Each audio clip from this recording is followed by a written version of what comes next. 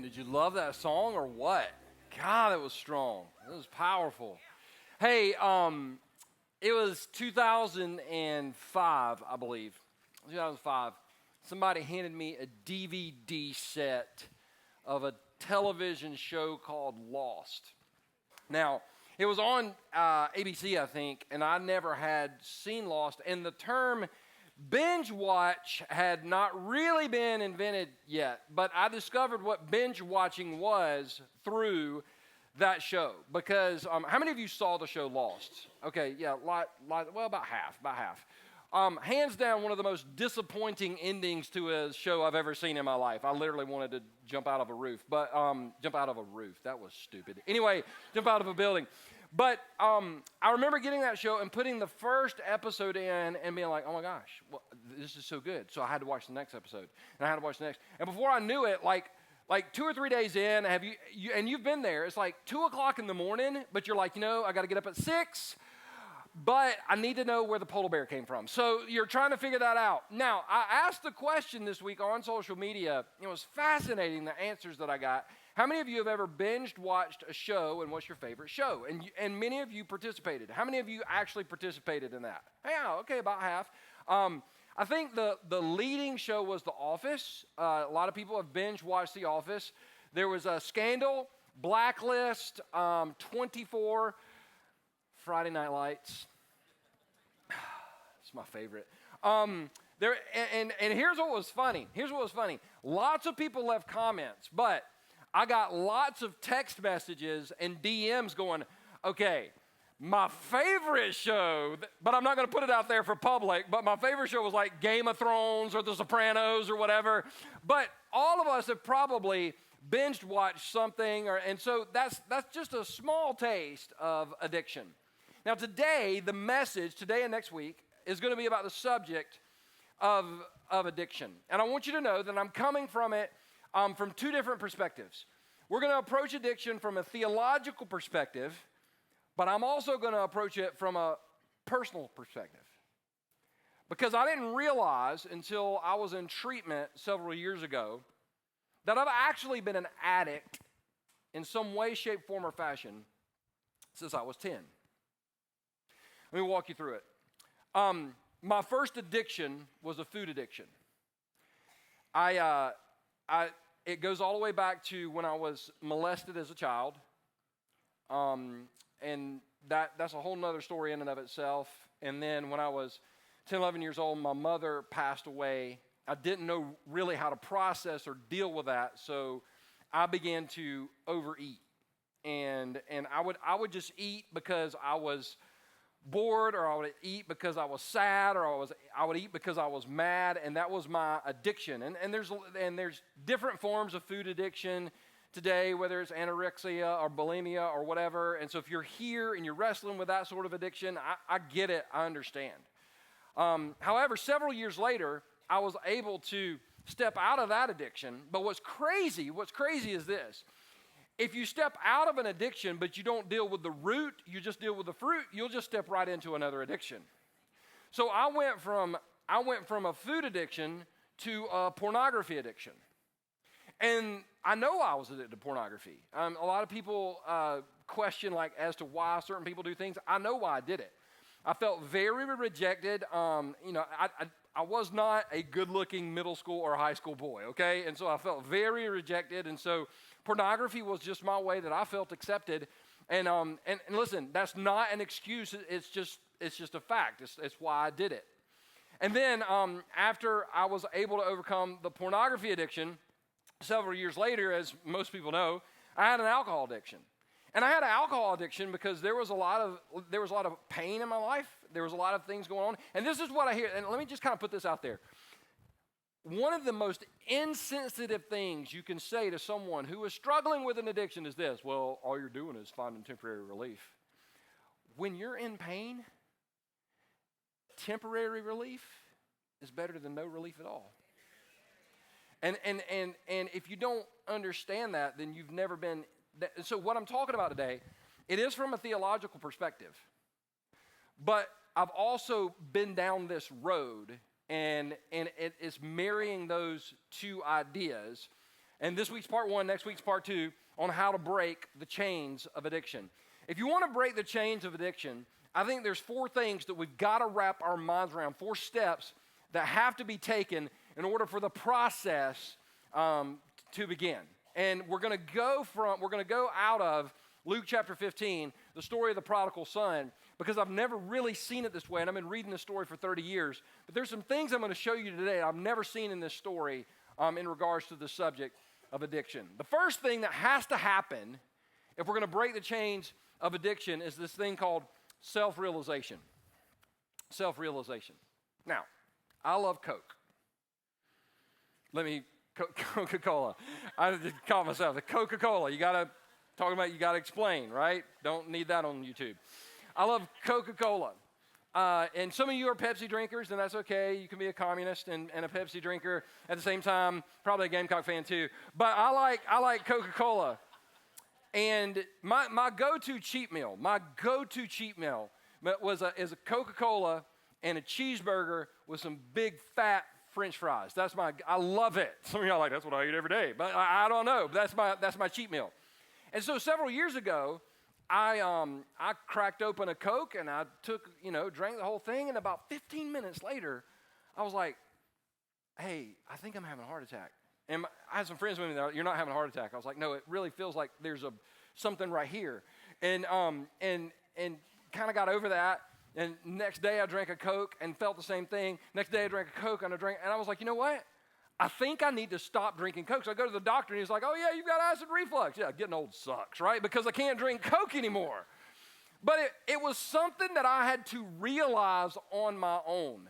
Nobody wrote me a letter. Nobody said, thou shalt not drink Coke. None of that. It was something that it was a conclusion that I arrived at on my own. Now, the reason I say that is because if somebody is struggling with an addiction, no amount of lectures, no amount of scriptures, no amount of verbal abuse is going to pull them out of that addiction. The thing, if you have somebody that you love, that you care about, that's wrestling with addiction, the best thing you can do for them is to pray that they will have this thing called self-realization. I'll show it to you in the scriptures. Jesus is telling the story about the prodigal son, and he says this. Jesus continued, there was a man who had 2 sons. The younger one said to his father, Father, give me my share of the estate. So he divided the property between them. Not long after that, the younger son got together all he had, set out for a distant country, and there squandered his wealth in wild living. Now, if you're sitting on the outside of this story looking in, you can see that this is going to go bad, can't you? And if you have someone that you care about that's wrestling with an addiction, you can see that if they continue to go down that road, it's going to go bad. It's inevitable. The wall is coming, and they're going 90 miles an hour, and they're going to hit it, and you feel helpless. You feel like you're out of control. There's nothing you can do. And I'm sure that's the way the people felt in this story. And Jesus goes on to say, after he had spent everything, because not getting out of an addictive behavior is going to cost you something. And I don't say that to you as someone who doesn't know the price that has to be paid. It's cost me. If you're here wrestling with an addiction, it does cost. It does. It cost him everything. He spent everything. And then there was a severe famine in the whole country, and you would think, well, of course he's going to get his stuff together now, right? But no. And he began to be in need. So he went and hired himself out to a citizen of that country who sent him to his fields to feed pigs. He longed to fill his stomach with the pods that the pigs were eating, but no one gave him anything. In other words, he's still going down this path even though he's lost everything. And some people go, addicts have to, once they lose everything, then they'll quit. And you know what? If somebody is an addict and the real problem, the real issue, the trauma, the pain isn't dealt with, they'll continue to go down that road. But this is the magic verse right here. This is the verse that when I saw it and I wrapped my mind around it, it totally made sense. Verse 17, when he came to his senses, he said, how many of my father's hired servants have food to spare, and here I am starving to death? Don't miss this. When he came to his senses, not when his wife nagged him to death, when his friends quoted so much scripture to him that they beat him up with the Bible, not when people yelled at him, screamed at him, shamed at him, condemned him. This was something where he had to look at his situation and say, I don't want to live this way anymore. That's when an addict can begin to get better. Not when other people can't decide when you're going to step into healing. I wish I could decide that for people. Many of you in this room wish you could decide that for people, but you can't decide that for somebody, because at the end of the day, the reason an addict does what he or she does, listen to me, there is serious pain and hurt in their lives. Serious. Let me ask you a question. Do you think that I loved waking up with a hangover every morning? No. That's not something that people look forward to. They don't look forward to making themselves sick. They don't look forward to spending money on drugs. They don't look forward to those things. But it's not till a person comes to their own senses and says, I don't want to live this way anymore. I've had people ask me, Perry, what do you think about intervention? We just get a bunch of people in a room and stick them and say, you're going to do this? Yeah, that's real effective. And don't talk to me about the freaking TV show. Well, that's effective. Yeah, it's not apples to apples. A bunch of people, by the way, they bring all cameras in, so you know it's real.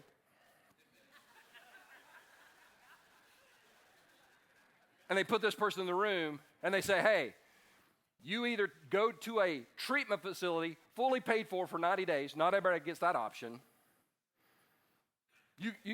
Or we're going to cut you off. And they talk about the success rate. And if you really dig deep into the show, the success rate is not that good.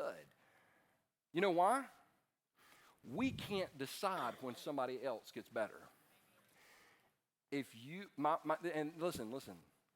If you're in this room or watching online and you're wrestling with an addiction, I get it. I understand why you do it. My prayer for you is that you would eventually get to the place, hopefully today, where you could say, I don't want to live like this anymore. That's the first step into healing. Which leads to number two. Number two is confession. Second step is confession. My dad taught me a powerful lesson about confession when I was about 9 or 10 years old. My dad didn't believe really when I was younger in airplanes. He's like, I ain't safe. So we would drive across country. My sister lived in California, so we would drive from South Carolina to California. How cruel is that? Take an ADD kid, put him in the back seat, no Game Boys, no anything. We would stop at truck stops and I would buy random books just to have something to do, right? But we were in Arizona. Now, I don't know if you've ever been out west, but the roads in New Mexico and Arizona, they are just straight and they go forever. You could put your car on cruise control, take an hour nap, wake up, and you're still going straight, which, by the way, don't try that. There's just a hypothetical illustration.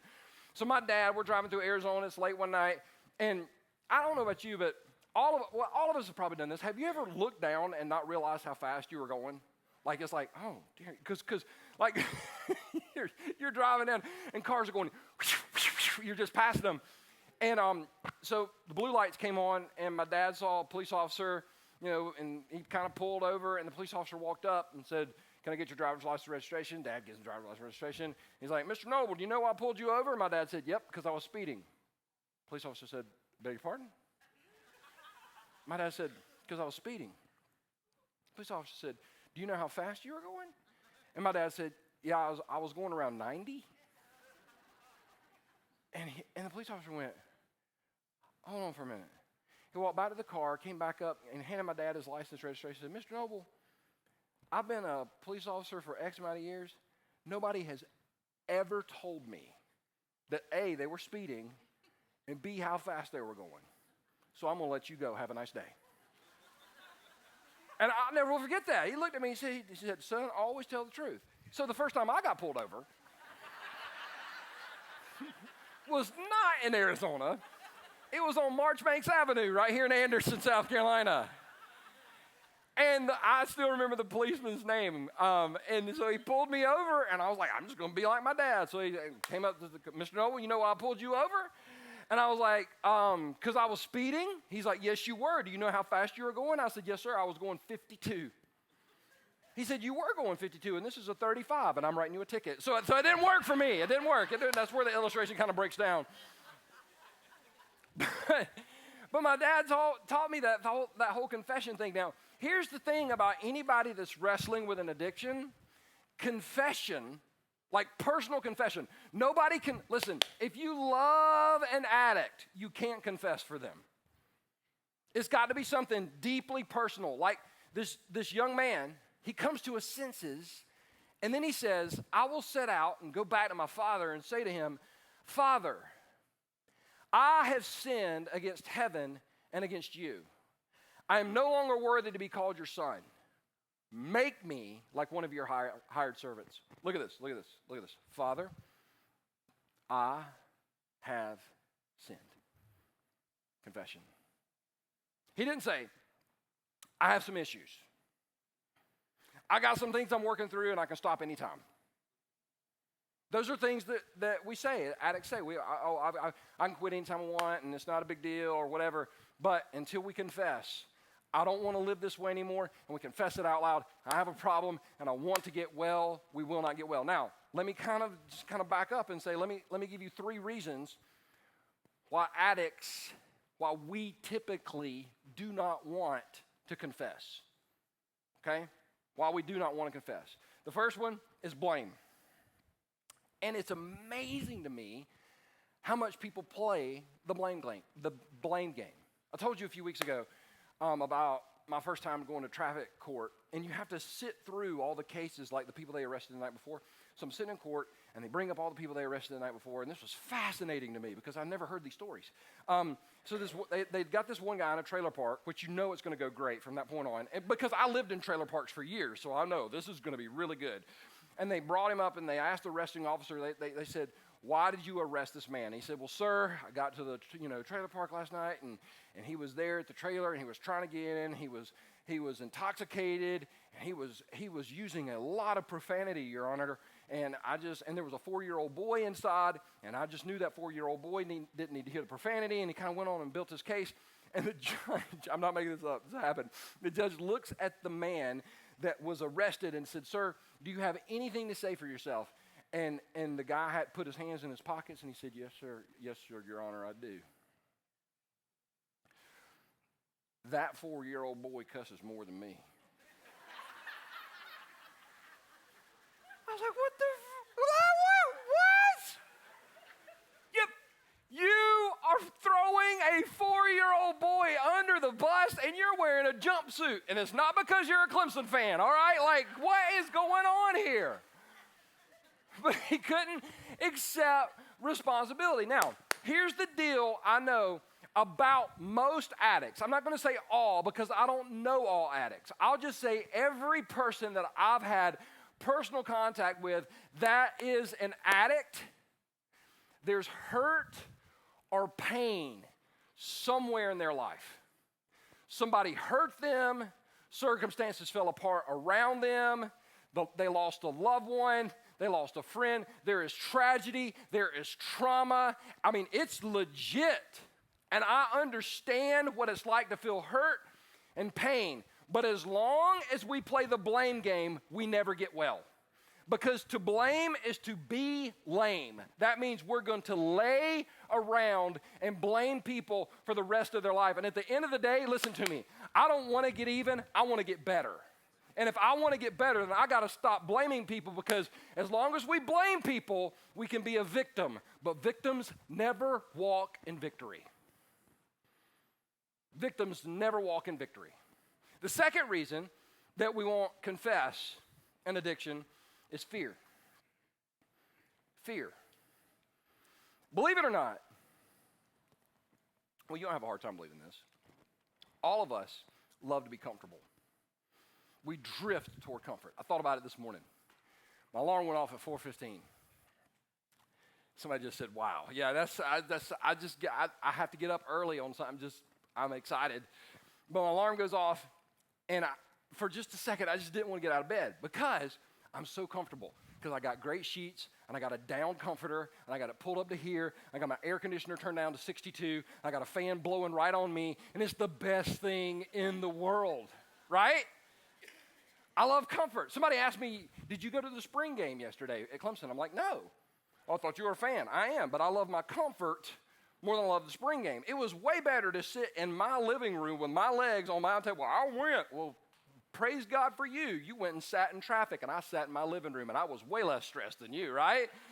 Because we love comfort. We drift toward things typically that makes us comfortable. And the reason people use, or the reason that people are addicted, because believe it or not, it gives us a sense that we're in control. Everything in our life is out of control. But when we use, or when we do what we do, for that small section of time, we actually have control. And even though in reality we don't, we really are scared of what giving up control looks like. And so we'll let fear keep us in a place of addiction. The third reason that we won't confess addiction is shame. Shame. Now, I don't know if you've ever been publicly shamed or shamed online or shamed in your family or whatever, but nobody loves that. Believe it or not, I can still remember the first time I was ever publicly shamed. I remember it. I was in kindergarten. I had a girlfriend. Her name was Holly. She was hot. Kindergarten hot, all right? I mean, just stay with me. So every day when we would leave kindergarten at Easley Christian School, she would go to her car and I would go to my car. And every single day I would drop my line on Holly. I would say, bye, Holly. And she would look at me, blonde hair. She would wave. She said, bye, Perry. Oh, y'all, I'm telling y'all, it was legit love. And one day she didn't come to school. And I can remember my teacher, Miss Conant. I remember her. I didn't call her name in the last service. She ain't watching.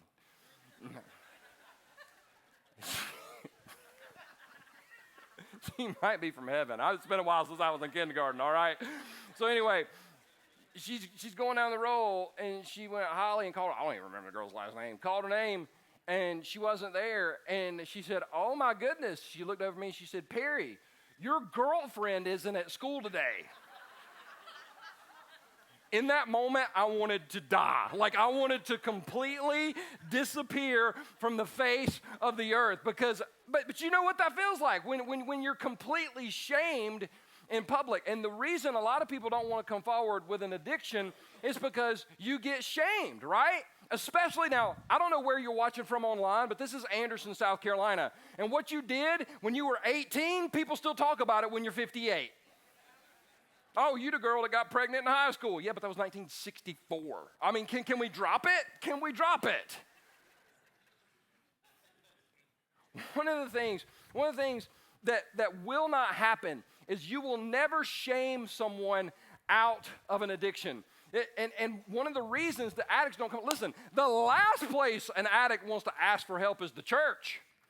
Because the church, oh my gosh, if you ask for help, we're going to pray for you. And if you're not better by next week, we'll kick your butt out the door. And that's not the way that I think Jesus instructed us to handle it in the scriptures. We're not supposed to cast you out. We're supposed to walk with you while you wrestle through your issues. If you can't come to church when you're messy, then you shouldn't be allowed to come to church at all. I have a friend, you can't make this stuff up. I have a friend who some people decided to do an intervention. They gathered around him. He had a drinking problem. They slid a contract in front of him that said, sign this contract saying you'll never drink again. What the hell is that? Like, how effective is that? How many of you that have ever wrestled with an addiction have ever been, oh my God, why didn't I just think of that? I'll put my name on a contract and I will never struggle with drinking. I'll never struggle with using. I'll never struggle with making myself sick. That does not work. Church should be a place where shame is put out the door and we're able to walk in and say, this is who I am. This is what I'm wrestling with. God help me, and may we help one another. I'm a little passionate about this subject. Number 3 is process. It's a process. Healing from an addiction is a process. You got to understand this. Because if you love somebody who's an addict, it might take 10 weeks. It might take 10 years. Or they might have to fight like hell for the rest of their life. And you got to be okay with it. Look at this. Look at this. Look what Jesus said. Look what Jesus said. So he got up and went to his father. Now, the reason that's so powerful is we know he was in a far country. And he didn't automatically wind up at house. Dad didn't swoop in on a helicopter and take him back. He had to walk, and maybe on his walk he tripped and fell. Maybe on his walk he twisted his ankle. All we know is a process. Let's say, for example, you leave here today, and you need to get some shopping done, so you run down to Target. And I was in Target the other day. I loved it. It was so much fun. I hadn't been in a while. And so you're just shopping in Target, and there's some water on the floor, and you don't see it, and your leg hits the water, and both feet go out from under you, and you fall down, and you break your leg. Anybody ever broken your leg before? Okay, I haven't, but I understand it sucks. But you break your leg, and there's no doubt that your leg is broken. I'm talking compound fracture, bone is sticking out of the skin, broken. All right, just stay with me. Don't throw. I know weeks. Just don't go because anyway. So it's broken. Now, in that moment, if you're with somebody, what do you look at them and what do you say? You look at them and you don't. Let me tell you what you don't say. Hey, we just left the church, and I bet you somebody's up there that can pray for me. So all you need to do is take me back up to Second Chance, because just right up the hill, just drag me up, throw me in the lobby. We'll get somebody to come pray for me, and then we'll go shoot some hoops. We'll be good.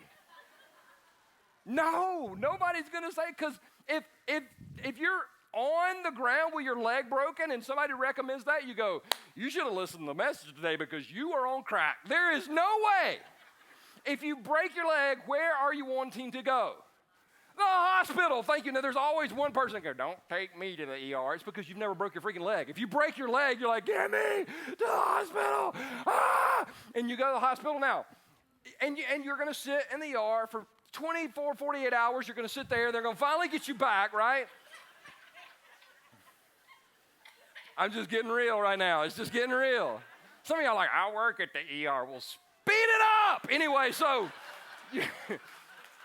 you're in the back, and they set your leg, right? Now, after they set your leg, what are they going to do? Are they going to tell you, hey, you can leave, and you can go play basketball, or are they going to put a cast on your leg?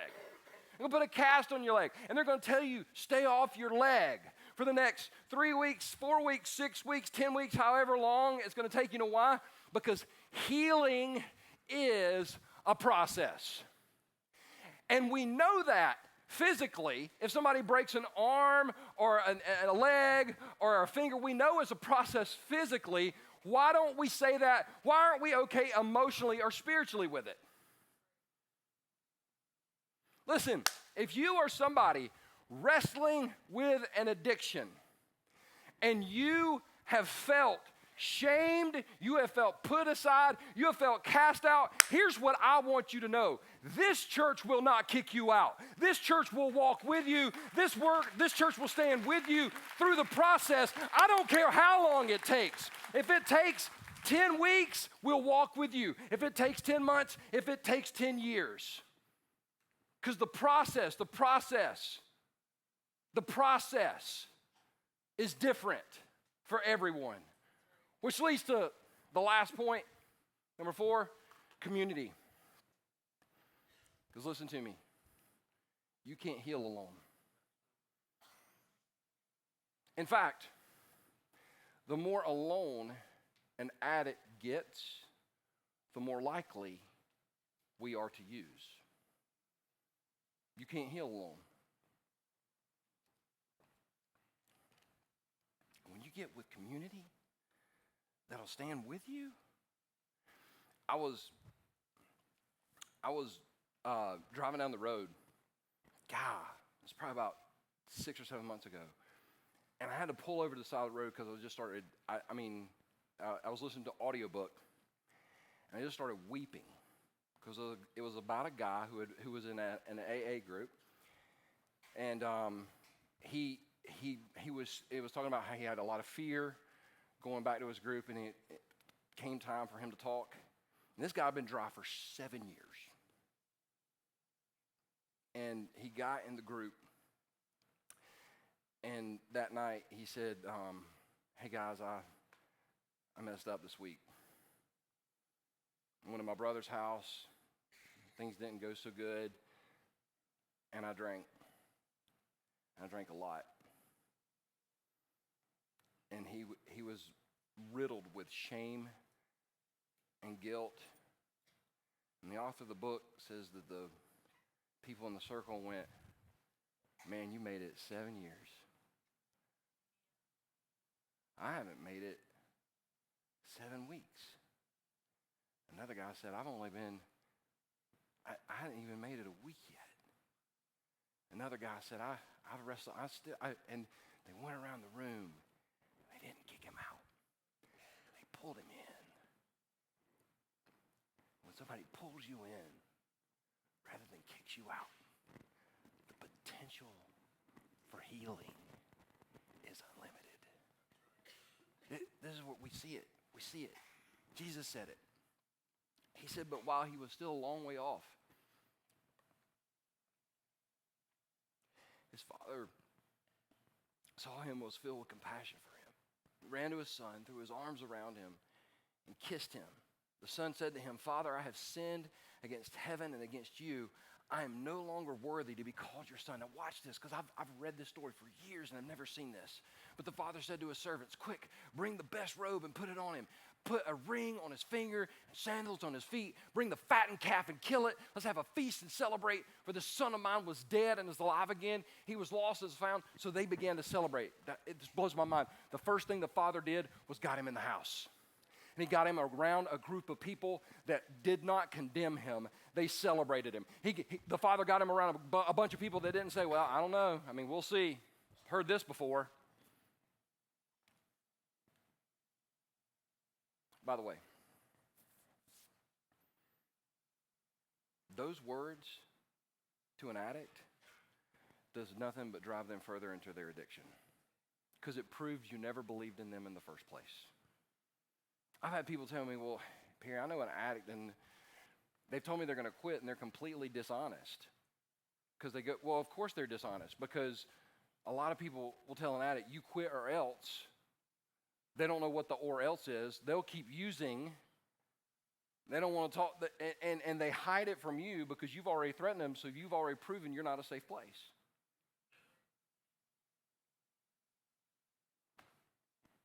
Got him in the house, and they celebrated him.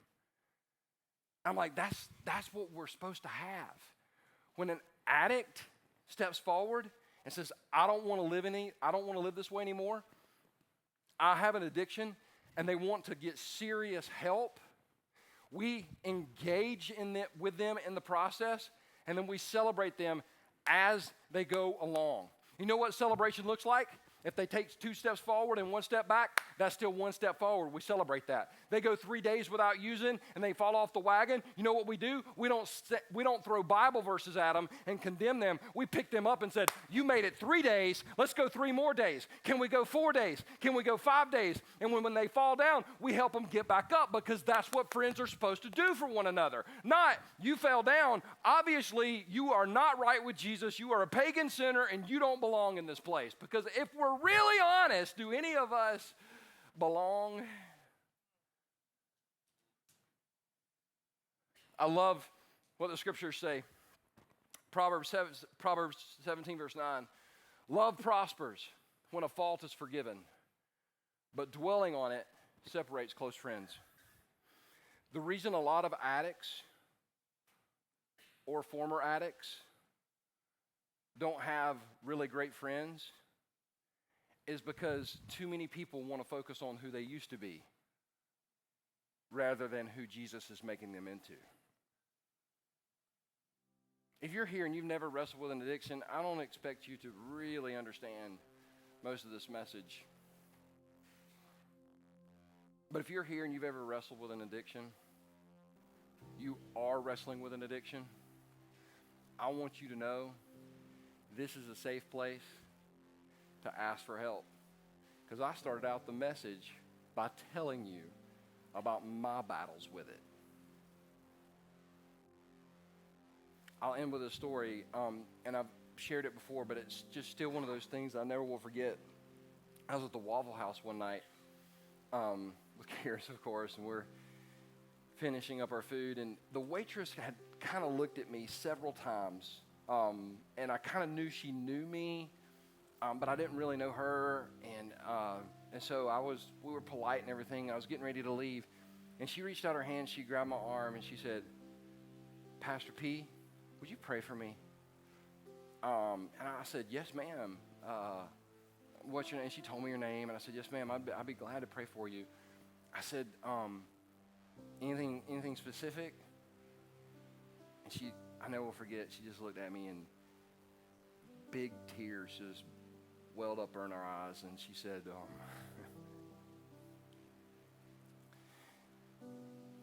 she said, "I've been clean for 6 months." And I was like, 6 months? That's incredible. That way to go. And she shook her head. She goes, "I don't know if it's worth it." I didn't ask her what she'd been using because I saw her arms and I knew. She said, "Pastor P, all my friends and all my relatives, they all call me a junkie. Somebody just this morning told me you're a junkie and that's all that you'll ever be." And she goes, "I just don't know why I don't start using again." Because she said, "I just think I'm a piece of trash." I just stopped. I took her by my hand and I said, "You know what? You've been lied to. You are not a piece of trash. You are a daughter of God. You matter to Him. He died for you. You are forgiven. Your sins are paid for. And the chains are broken. And you can walk in freedom." And what I said to her, I'll say to you. I don't know who you are and I don't know what you're wrestling with. But I'm here to tell you, I get it. And this church will walk with you. You don't have to live that way anymore. But it's got to be your decision. Your decision. I don't care if you've been in that addiction for 20 or 30 years. You can be free. But it starts with self-realization and confession. So with that, can we stand? Heads bowed and eyes closed. Father, right now I want to thank you so much that we see all over the scriptures, Jesus, that you set people free. And Father, I want to pray for every single person in this room that is wrestling with an addiction. God, right now, in the name of Jesus, that you would wash over them with hope. Heads bowed and eyes closed, if you are here and you are currently wrestling with an addiction, I just want you to look up at me, and I'm not going to call you out or point you out or make you raise a hand. I'm not going to make you feel uncomfortable. I just want you to look at me. I just want to look at me.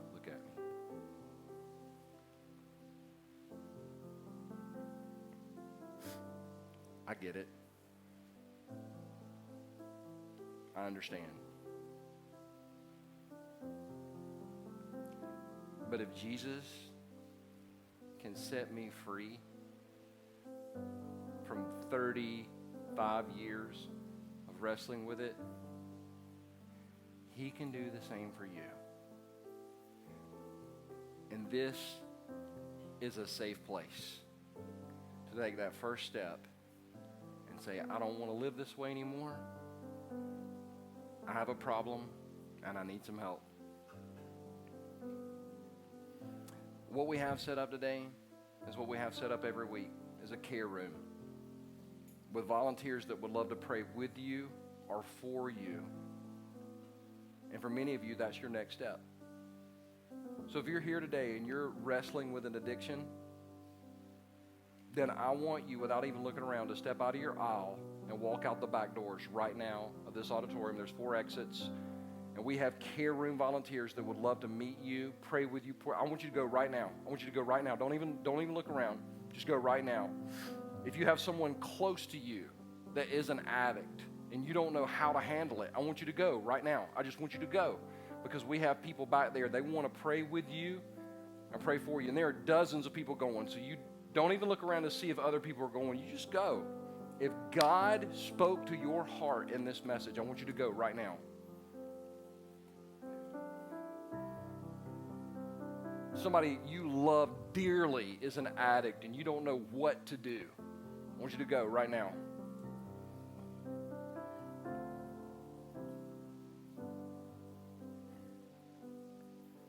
And for those that are holding on to that addiction, let me ask you a question. How much longer are you going to hold on to that, sir? It's not going to serve you well. Trust me. Trust me. Trust me. It's not worth it. You go right now.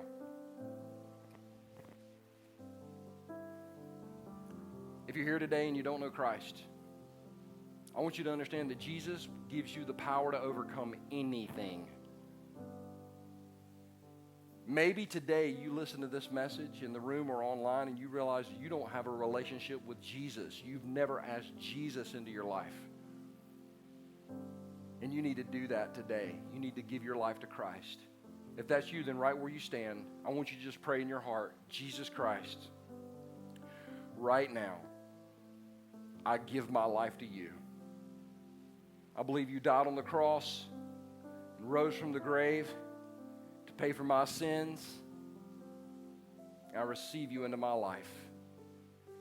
With head still bowed and eyes still closed, if you just prayed to receive Christ, then all over this room, I want you to put your hand up because I want to pray for you. I want you to put your hand up and just leave it up for a second. Amen. Anybody else, if you're online, you can just do the hand raise. Amen. Father, thank you for the hands that are in the air. I pray, God, that today you would fill them with hope, you would fill them with courage, and you would fill them, God, with just the knowledge that in you the best is always yet to come. We love you, Jesus. We ask this in your name. Everybody said, amen. Are you glad you came to church today?